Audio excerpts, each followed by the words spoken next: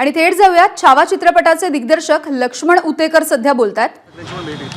मुद्दा खरा तर सिनेमाचा ट्रेलर लॉन्च नंतर झाला, जिकडे छत्रपती संभाजी महाराजांना लेझिम खेळताना अनेक लोकांनी विरोध केला, तुम्हाला अनेक लोकांनी फोन देखील केले। आजची जी भेट झाली आणि अनेक लोकांचे फोन, काय सांगतो? फोन अनेक लोकांचे येत आहेत। आजची जी भेट राजसाहेबांशी झाली, त्याच्या मागचा उद्देश एकच होता की मला राजसाहेबांचा सल्ला हवा होता आणि त्यांच्याकडनं जाणून घ्यायचं होतं की कारण त्यांचं वाचन इतकं आहे, त्यांचं वाचन दांडगं आहे, त्यांना इतिहास चांगल्या प्रकारे ज्ञात आहेत, महाराजांवरती त्यांचं खूप वाचन आहे, त्याच्यामुळे हे काय बदल करायला हवेत सिनेमामध्ये नेमके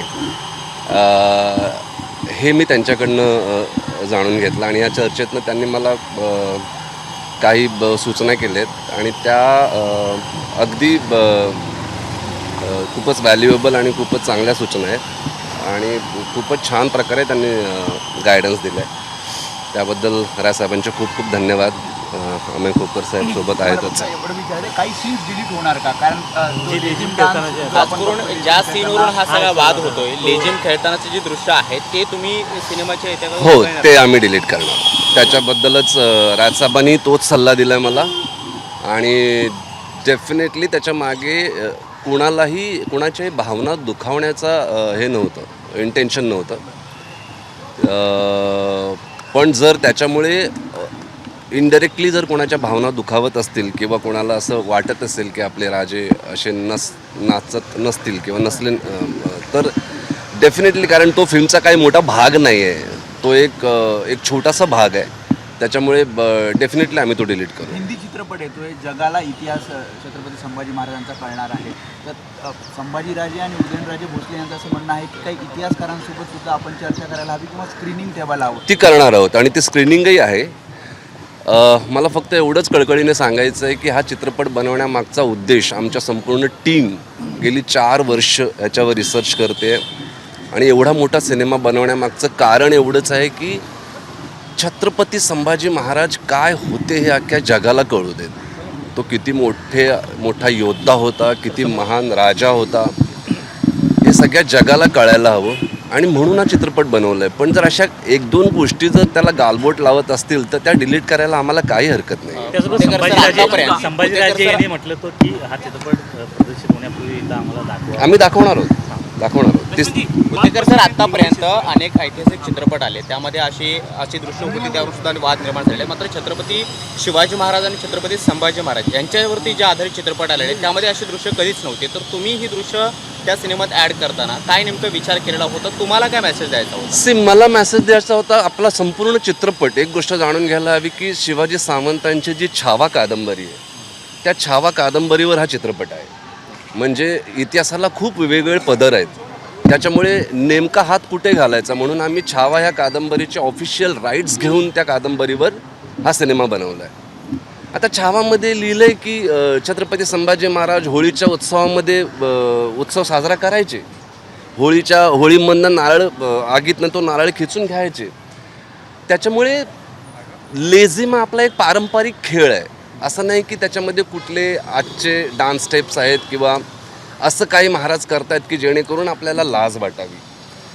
आपलं लेझिम आपला एक पारंपरिक खेळ आहे आणि पिक्चर बनवताना तो एक दृष्टिकोन होता की जर महाराज लेझिम का खेळले नसतील कधी, हा एक प्रश्न नेहमी उभा राहतो।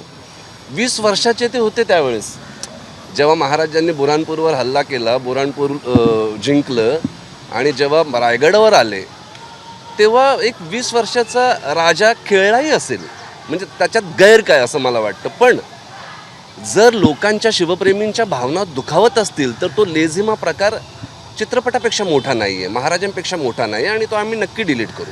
हिंदी में जानना चाहेंगे, आपकी राज ठाकरे से मुलाकात हुई, क्या उसमें चर्चा हुई? आपके फिल्म में कुछ सीन्स को लेकर आपत्ति जताई जा रही थी, क्या उन सीन को निकाला जाएगा फिल्म से? राज साहब से जो हमारा डिस्कशन हुआ, मैं राज साहब से इसलिए मिलने आया था कि राज साहब का नॉलेज, राज साहब का जो हिस्ट्री का नॉलेज है, he is a well read person और ऐसे सिचुएशन में अगर कोई अच्छे से गाइडेंस कर सकता है तो मुझे लगता है वो राज साहब ठाकरे है।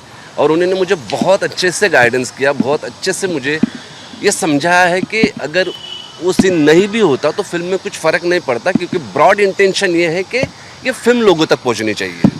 सर क्या उन सीन को फिल्म से हटाया जाएगा? क्या उन सीन को फिल्म से हटाया जाएगा legend sir? scene? How do you justify it and will you be removing it? How do you look at the Yes, of course I am going to remove it. Yeah. Total कितने cut किए जाएंगे इस film में? कितने कुछ cut नहीं, एक ही लेजिम है, वो भी लेजिम है, वो कोई दूसरा डांस मूवमेंट नहीं है। जो लेजिम जो है वो मराठों का पारंपरिक डांस फॉर्म है।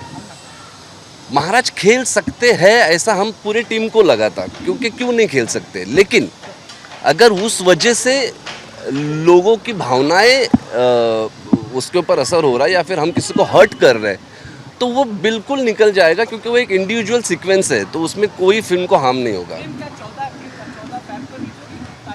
14 फेब को ही रिलीज होगी फिल्म। सर क्या इस रिलीज से पहले और किसी को फिल्म दिखाई जाएगी? उसका प्रीमियर में कौन कौन होगा? रिलीज से पहले हिस्टोरियंस को फिल्म दिखाई जाएगी, जो हिस्ट्री एक्सपर्ट्स है उनको फिल्म दिखाई जाएगी और उनसे हम सारी चीज़ें डिस्कस करेंगे, क्योंकि इस फिल्म में ऐसा कुछ भी नहीं है जिससे किसी को हर्ट हो या किसी की ये लगे कि ये क्या बना है, क्योंकि इसका ब्रॉड पर्सपेक्टिव यही है कि छत्रपति संभाजी महाराज कौन थे ये दुनिया को पता चले, क्योंकि ऐसा राजा दुनिया में हुआ ही नहीं है, तो वही इंटेंशन है।